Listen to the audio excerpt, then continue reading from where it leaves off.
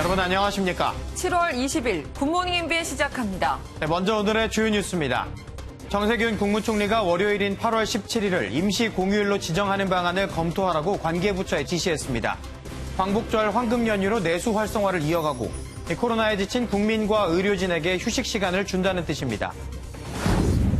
정세균 국무총리가 주택 공급 확대를 위한 그린벨트 해제에 대해 아직 정리되지 않았다고 말했습니다. 야당이 요구하는 김현미 국토교통부 장관 경질에 대해선 전쟁 중 장소를 바꾸지 않는 법이라고 답했습니다. 김창룡 경찰청장 후보자에 대한 인사청문회가 오늘 열립니다. 고 박원순 전 시장이 피해자의 성추행 고소를 사전에 알았는지, 알았다면 어떻게 정보가 유출됐는지가 집중적으로 제기될 것으로 보입니다. 구속된 이동재 전 채널A 기자 측이 지난 2월 한동훈 검사장과 나눈 대화 녹취록을 일부 공개했습니다. 공모는 없었다는 주장을 이어갔는데 수사팀은 이번 주 내에 한 검사장을 소환해 유시민 이사장 관련 의혹 제보를 강요하는 과정에 개입했는지 조사할 계획입니다. 인천과 경기 일부 지역에 이어 파주에서도 유충 신고가 접수돼 관계기관이 조사에 나섰습니다. 환경부는 고도 정수 처리 시설 방식을 사용하는 전국 44개 정수장을 일제히 점검하고 있습니다.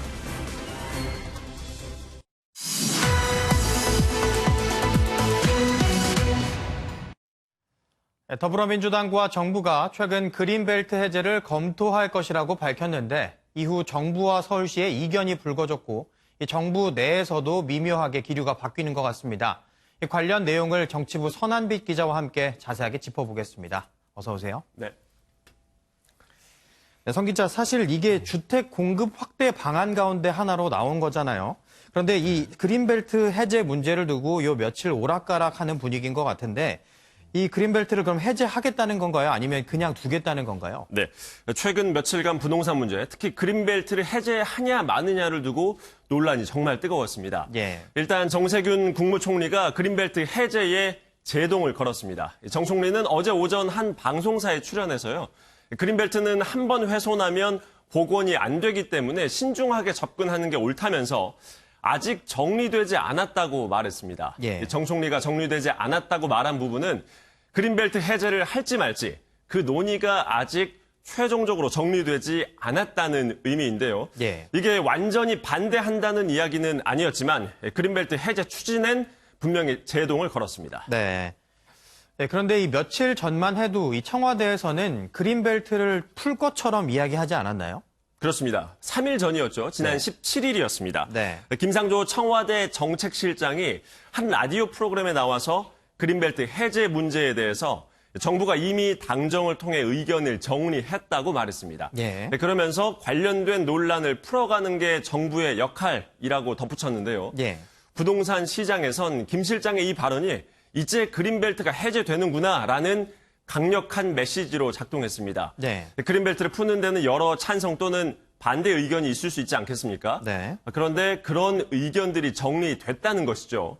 의견 정리는 이미 됐어도 그에 따르는 논란들이 있을 수 있을 텐데 정부가 그걸 잘 풀어가면 된다라는 발언으로 해석이 됐습니다. 네. 그런데 왜 정세균 총리가 제동을 건 거죠, 그러면? 그린벨트 해제를 반대하는 목소리가 여기저기서 불거져 나오는 게 아마 가장 큰 반대의 이유였을 것입니다. 예. 여러 주요 시민단체들이 도시의 허파 역할을 하고 있는 그린벨트 해제를 반대한다고 주장했는데요. 네. 그 논리는 이렇습니다. 이 녹지 공간 축소뿐만 아니라 수도권과 도심으로의 과대 집중 현상이 심화되고 또 주변 집값만 자극할 뿐 집값을 잡는 효과도 없을 거라는 지적입니다. 예. 또 그린벨트 해제 대상지로 거론되고 있는 서울 내곡동과 세곡동 일대의 주변 집값과 땅값이 곧바로 들썩인 부분도 이 그린벨트 해제 재검토에 영향을 주었을 것으로 보입니다. 네.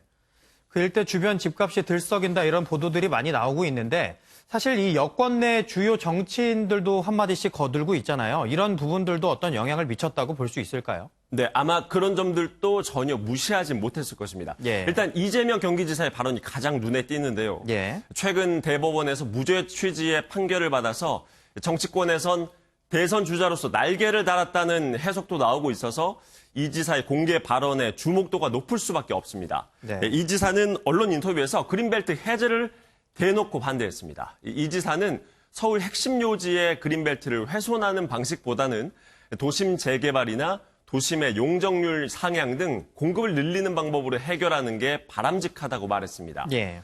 추미애 법무장관도 한마디 했습니다. 추 장관은 자신의 SNS에 올린 글에서 한정된 자원인 땅에 돈이 몰리게 하면 국가의 비전도 경쟁력도 놓칠 거라고 말했습니다. 예. 추 장관은 이어서 그린벨트를 풀어서 서울과 수도권의 전국에 돈이 몰리는 투기판으로 가게 해서도 안 된다며 반대 입장을 분명히 했는데요. 법무장관이 갑자기 부동산 정책과 관련해 발언을 하자 정치권에선 다른 부처 사안에 나서는 게 부적절하다는 비판이 나오기도 했습니다. 네. 이런 추 장관의 발언을 두고 그래서 이 서울시장 출마를 계산한 게 아니냐 이런 비판이 나온 거기도 하군요. 어쨌든 결국 관심은 이 그린벨트가 해제될 거냐 안 될 거냐인데 어떻게 전망이 되고 있나요?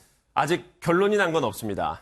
하지만 현재 분위기로는 아마도 그린벨트를 푸는 쪽에 좀 더 무게가 실려 있는 게 아니겠냐는 시각이 우세합니다. 예. 어제 오후 늦게 비공개 당정청 회의가 열렸는데요. 이 자리에서 부동산 공급 대책과 관련한 내용이 논의가 됐고 한 목소리로 의견을 모으고 또 빨리 발표를 하자는 취지의 이야기가 오고 간 것으로 알려졌습니다. 예. 그린벨트가 풀리든 풀리지 않든 빠르면 이달 안에는 최종 결론이 나올 것으로 예상이 되는데요. 일단은 아무리 검토 과정 중이라고 하지만 일관되지 못한 여러 갈래의 이야기가 나오면서 시장의 혼란만 부추겼다는 지적은 피하기가 어려워 보입니다. 네. 부동산 문제를 두고 각 부처 간 입장이 명확히 정리되지는 않는 모습인데요. 그러는 동안 부동산 시장은 더 요동치고 혼란스럽습니다. 신중하면서도 효과 있는 부동산 대책이 필요한 시점입니다. 정치부 선한빛 기자였습니다. 고맙습니다. 고 박원순 전 서울시장 성추행 의혹 사건과 관련해 더 자세한 이야기 나눠보겠습니다. 사회부 윤지원 기자 나왔습니다. 안녕하세요. 네, 윤 기자 먼저 지금까지의 수사 상황부터 정리를 한번 해보죠. 네, 경찰은 지난 주말에도 분주했습니다. 그때는 서울시 관계자를 참고인 신분으로 불러 성추행 사실을 사전에 인지했는지 여부를 수사했고요. 예. 어제는 아직까지 소환한 인물은 없지만 취재 열기가 매우 뜨거웠습니다. 네. 우리 취재진도 어제 온종일 현장에서 상황을 예의주시했는데요. 예. 오늘 김창룡 경찰청장 후보자 인사청문회라 예. 핵심 관계자 소환이 이뤄질 가능성이 크다고 봤기 때문입니다. 네. 네, 그런데 윤 기자, 이 관심은 이 성추행 의혹을 가장 먼저 인지한 것으로 알려진 이 임순영 젠더특보의 소환 아닌가요? 네, 그렇습니다. 어제 부를 거라고 예상했는데 예. 끝내 안 불렀습니다. 경찰 관계자에 따르면 임순영 젠더특보는 이번 주에 조사를 할 예정으로 파악됐습니다. 참고인 신분인 만큼 경찰서가 아닌 제3의 장소에서 조사할 가능성도 있어 보이는데요. 예. 임 특보는 서울시 안에서 가장 먼저 박 전 시장의 성추행 의혹을 인지한 걸로 알려졌고 예. 그날 밤 박 전 시장과 서울시 관계자들과의 대책회의에도 참석했기 때문에 이번 사건에서 중요한 인물로 꼽힙니다. 게다가 시장실과 비서실 등이 위치한 서울시청 6층이 폐쇄됐고 박 전 시장 사망으로 자동 면직 처리된 정무직들이 모두 입을 닫고 있는 상황이라 예. 경찰 수사가 난항을 겪고 있는 걸로 보여집니다. 네. 그런데 이 본류가 되는 건 사실 성추행 사건인데 이 진상조사단은 또 꾸려지지 않고 있다면서요? 그건 왜 그런가요? 네, 그렇습니다. 조사 대상인 서울시가 조사단에 참여한다는 게 논란이 돼 서울시가 뒤늦게 전원 외부 인사로 구성하겠다고 밝혔죠. 예. 여성단체, 인권단체, 법률 전문가 등이 해당하는데요. 민관 합동조사단도 합동조사단으로 바꿨는데 예. 여성단체는 사실상 묵묵부답입니다. 일각에서는 강제 수사 권한이 없는 합동조사단의 한계 때문이란 해석이 나옵니다. 네. 그리고 이번 사건의 어떤 스모킹건으로 볼 수 있는 게 이 박 전 시장이 사용했던 휴대전화가 될 텐데 포렌식 작업 같은 건 어떻게 진행되고 있는 게 있나요? 네, 박 전 시장이 숨진 장소에서 휴대전화 한 대가 발견돼서 밀봉됐는데요. 예. 아이폰 XS 기종인데 경찰 관계자에 따르면 아직 봉인 해제를 안 한 상태입니다. 예. 그동안은 박 전 시장의 유가족이 포렌식에 반대 의사를 밝혀오기도 했고 장례 기간이기 때문에 진행되지 않은 건데요. 예. 그런데 장례가 끝났고 이제 박 전 시장 유가족 조사를 진행하게 될 거고 이때 포렌식 진행에 들어가게 될 예정입니다. 만약 비밀번호가 걸려있는 상태면 서울경찰청 디지털 포렌식 센터에 분석을 의뢰하는 등 순차적으로 진행하게 됩니다. 네. 그런데 이 박 전 시장의 휴대전화는 한 대뿐인 건가요? 네, 일단 박 전 시장이 사용한 건 이거 한 대로 예. 경찰은 통신 수사를 진행해서 이 휴대전화에 대한 통화 기록도 일부 확보한 상태입니다. 그리고 박 전 시장 앞으로 개통된 2대 휴대전화가 더 있는데 보통 사용하지 않았다는 게 비서진 주장입니다. 네. 네, 그리고 이 박 전 시장의 유가족들은 이 가회동 공관을 떠날 준비를 하고 있다면서요? 네, 규정상 공관을 비워야 하는 건 아니지만 예. 사회적으로 문제가 되지 않기 위한 조치로 전해지는데요. 예. 박 전 시장 유가족들은 그래서 이사를 위해 다른 집을 알아보고 있는데 아시다시피 박 전 시장이 유가족에게 특별히 남긴 유산은 없고 네. 또 오히려 박 전 시장의 재산이 지난해 말 기준 마이너스 6억 9천여만 원으로 전해지면서 온라인상에서는 박 전 시장 지지자들 사이에서 유가족의 주거 공간을 마련해주자 빚을 대신 갚아주자는 이야기가 나오기도 합니다. 네. 네, 마지막으로 윤 기자, 이 피해자 측 변호인이 또 다른 추가 기자회견을 또 준비하고 있다면서요? 네, 앞서 2차례의 폭로가 있었죠. 네. 한 번은 기자회견, 한 번은 보도자료를 배포했는데요. 날짜가 정확하게 공지된 건 아니지만 이번 주 중에 2차 기자회견을 열겠다고 전해지면서 추가 폭로 내용의 이목이 집중되고 있습니다. 예. 아마도 변호인 측에서 박 전 시장의 혐의를 입증할 증거를 공개할 가능성이 커 보입니다. 네. 네, 핵심 관계자의 소환, 휴대전화 포렌식 도입의 추가 기자회견까지 이 박원순 사건 이번 주 또 한 번의 분수령이 예상됩니다. 지금까지 사회부 윤지원 기자였습니다. 고맙습니다. 문재인 대통령을 향해 신발을 벗어던진 50대 남성이 구속을 면했습니다. 법원은 구속의 상당성 및 필요성이 부족하다고 영장 기각 사유를 밝혔습니다. 민지숙 기자입니다. 지난 16일 국회를 방문한 문재인 대통령에게 신발을 던진 50대 남성 정모 씨가 유치장에서 나와 지지자들과 이야기를 나눕니다. 앞서 경찰이 공무집행방해와 건조물 침입 혐의를 적용해 신청한 구속영장을 법원이 기각하면서 풀려난 겁니다. 법원은 피의자가 사실관계를 대체로 인정했고 증거인멸이나 도주의 우려가 있다고 보기 어렵다고 기각 사유를 밝혔습니다. 정 씨는 방청 목적으로 국회에 들어갔다며 사전에 계획된 행동은 아니었다고 강조했습니다. 대통령이 지날 걸 생각도 못했었는데 만약에 보게 된다면 반드시 이 말은 해줘야 되겠구나라고 막연하게 상상으로만 했었던 거예요. 또 구속은 생각하지 않았다고 항변했습니다. MBN 뉴스 민지숙입니다. 인천과 경기 일부 지역 수돗물에서 유충이 발견된 가운데 서울 중구의 한 아파트에서도 유충 발견 신고가 접수돼 관계기관이 조사에 나섰습니다. 신고자는 발견된 유충이 1cm 정도 길이의 머리카락 굵기의 붉은 벌레라며 물속에서 실지렁이처럼 꿈틀거린다고 말했습니다. 현재 수도사업소 관계자들이 발견된 유충을 수거해 정확한 유입 경로를 조사하는 것으로 알려졌습니다.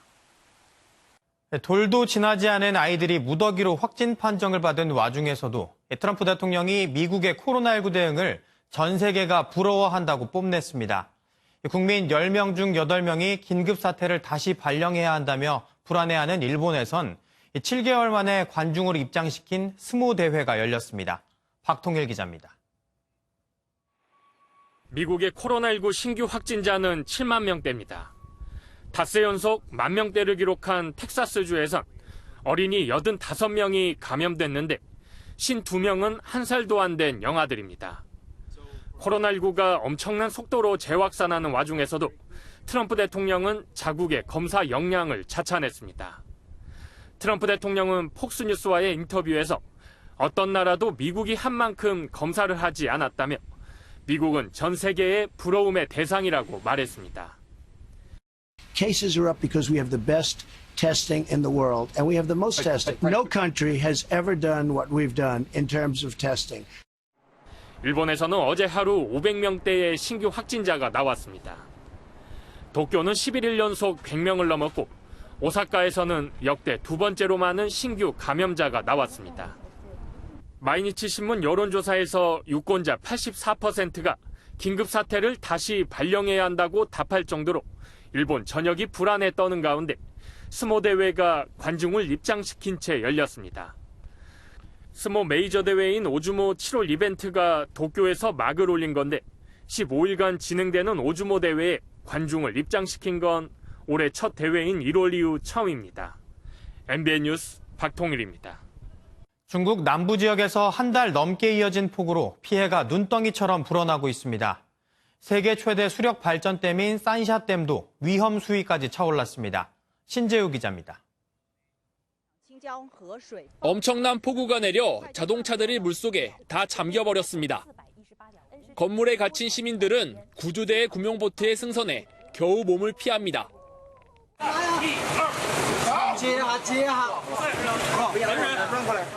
한 달 넘게 중국 남부지방을 중심으로 쏟아지는 물폭탄이 이번 주말에도 계속돼 433개의 하천이 범람했습니다. 이로 인해 현재까지 사망자 141명, 이재민은 4천만 명 가까이 나왔습니다. 谢洪河出口楚江口闸上水位从19日的最高峰14.39米下降到19日12时的13.8. 특히 일부 홍콩 언론에 따르면 세계 최대 수력 발전댐인 산샤댐의 수위가 최고 수위에 육박한 것으로 알려졌습니다. 어제 오전 11시 기준으로 산샤댐 수위는 홍수 통제 수위인 145m를 훌쩍 넘어 163.85m까지 치솟았습니다. 최고 수위인 175m를 불과 11m가량 남겨둔 수준입니다. 중국 내부에선 산샤댐 붕괴설이 유포되고 있지만 당국은 100년에 한 번 닥칠 수 있는 홍수가 발생해 수위 175m, 초당 물 유입량 7만 세제곱미터의 상황을 맞아도 문제없다며 우려를 일축했습니다. MBN 뉴스 신재우입니다. 좀비를 소재로 한 국내 영화 2편이 연이어 인기를 얻고 있는데요. 모처럼 관객이 몰리며 극장가는 활기를 띠었지만 이 영화는 완성도 면에서 혹평을 받고 있습니다. 이동훈 기자가 보도합니다. 살고 싶으면 타요. 영화 반도가 개봉 4일 만에 100만 관객을 돌파했습니다. 부산행 4년 후가 배경인 반도는 폐허가 된 땅에서 사투를 벌이는 사람들을 그렸습니다. 강동원이 주연을 맡아 흥행 1위를 굳건히 지키며 코로나19 확산 이후 침체됐던 영화계의 구원투수로 떠올랐습니다. 가족도 없고 이제 친구도 거의 없고 뭐 그런 삶을 살다가 다시 이 땅으로 돌아온 인물에 대한 고민이 있었고요. 표현하려고 노력했고. 앞서 지난달 말 개봉한 유아인, 박신혜 주연의 좀비 영화 살아있다도 184만 명을 동원하며 흥행에 성공했습니다. 살아있다에 이어 반도가 인기를 끌자 K 좀비물에 대한 기대감도 더욱 커지고 있습니다. 실제로 반도는 대만, 싱가포르, 말레이시아에서도 박스오피스 선두에 올랐습니다. 그러나 정작 관람객은 비판적인 평을 남기고 있습니다. 한 포털 사이트에 12,000건 이상 평점들을 공감순으로 종합해보면 재밌게 잘 봤다도 있지만 스토리가 흥미가 안 생긴다. 정말 시간 아깝다는 혹평이 잇따릅니다. 특히 대형 배급사인 반도의 뉴와 살아있다의 롯데 엔터테인먼트가 스크린 독과점으로 다른 영화를 볼 수 없게 만들었다는 비난도 따르고 있습니다. MBN 뉴스 이동훈입니다. 코로나 사태로 판매가 부진했던 숙취 해소 음료 매출이 지난 5월부터는 지난해 같은 기간에 비해 오히려 증가한 것으로 조사됐습니다. 업계에서는 생활 속 거리 두기로 전환된 이후 회식 등 각종 술자리가 많이 늘어난 것을 원인으로 꼽았습니다. 다음은 굿모닝 월드입니다. 요즘 전 세계적으로 드라이브인 방식이 주목받으면서 영화는 물론 예배까지 차 안에서 보기도 하는데요. 이번에 마련된 이 공연은 아이들에게 아주 뜨거운 반응을 얻고 있다네요. 어두운 밤하늘을 배경으로 화려한 조명이 반짝이는 이곳. 뭘 하는 곳이기에 이렇게 차들이 줄지어 들어오나 했더니 바로 서커스였습니다. 저마다 차를 탄 채로 서커스에서 눈을 떼지 못하는데요. 자동차에서 영화를 보는 건 많이 봤어도 서커스를 보는 건 처음입니다. 브라질에서는 코로나19로 이 서커스 단원의 절반이 이를 관둘 정도였다는데요. 자동차 극장에서 영감을 받아 기획한 이 공연. 반응을 보니 성공적인 것 같죠? 그런가 하면 프랑스에서는 여름 휴가를 대신할 색다른 드라이브인 행사가 열렸다고 합니다. 뭔가를 타고 가는 거긴 한데 자동차는 아니라고 하네요. 이곳은 파리 하면 떠오르는 센강입니다. 시민들이 보트에 하나 둘 탑승하더니 강 한편에 마련된 스크린 앞에 옹기종기 모여드는데요. 아쉽게 보트에 당첨되지 못한 시민들은 반대편 강가에 앉아 관람하기도 합니다. 매해 7, 8월 센강변에는 파리 플라주라는 인공해변이 개장하는데요. 여름 휴가를 대신할 무료 행사 중 하나로 올해는 보트 위의 시네마가 기획된 겁니다. 산들산들 강바람 맞으면서 보는 영화는 어떤 느낌일지 궁금하네요. 이탈리아에서 보기 드문 향유고래 떼가 나타났다는 기쁜 소식 전해드렸는데요. 얼마 지나지 않아 또다시 그물에 걸린 고래 한 마리가 발견됐습니다. 커다란 향유고래 한 마리가 온몸이 그물에 꽁꽁 매인 채 옴짝달싹 못하고 있습니다. 입을 벌린 채 가쁜 숨을 내쉬며 괴로워하는데요. 구조대가 조심스레 접근해 질긴 그물망을 잘라보지만 고래가 워낙 큰 데다 심적으로 불안한 상태라 구조에 어려움을 겪었다고 합니다. 언제쯤 불법 고래 포획이 사라질지 아무 죄 없이 고통받는 고래를 보니 마음이 아프네요. 지금까지 굿모닝 월드였습니다. 서울은 간간히 약한 비가 내리고 있습니다. 현재 강한 비구름대는 강원 영서와 충청, 전북을 중심으로 걸쳐 있는데요. 이 지역들은 아침까지 시간당 20mm 안팎의 세찬 비가 짧게 쏟아지겠습니다. 앞으로 예상되는 비의 양은 충청과 전북에 20에서 60mm, 서울을 포함한 그 밖의 지방은 5에서 40mm가량이 되겠습니다. 비는 낮에 서쪽 지방부터 그치기 시작해 오후에 대부분 그치겠고요. 남해안과 제주만 내일 아침까지 이어지겠습니다. 올여름은 장맛비 한 번, 더위 한 번 찾아오고 있죠. 이번에도 비가 그치고 나면 낮 기온이 점차 오르겠는데요. 오늘은 서울의 낮 기온이 27도로 어제보다 조금 높겠지만 내일은 31도 선까지 오르겠습니다. 현재 강한 비구름대는 강원과 충청, 전북에 길게 뻗어 있습니다. 조금 전 전북 전주에는 호우주의보가 내려졌습니다. 비는 오후에 대부분 그치겠고요. 비가 그치고도 하늘빛은 흐리겠지만 공기는 깨끗하겠습니다. 서해안과 제주도는 강풍주의보가 내려진 가운데 바람이 강하게 불겠습니다. 현재 기온은 강릉이 30.2도로 아침부터 후텁지근합니다. 한낮에는 서울이 27도, 청주가 28도, 대구 31도로 어제보다 높겠습니다. 내일은 전국이 맑겠지만 수요일 남해안과 제주를 시작으로 목요일과 금요일에는 또다시 전국에 장맛비가 내리겠습니다. 날씨였습니다.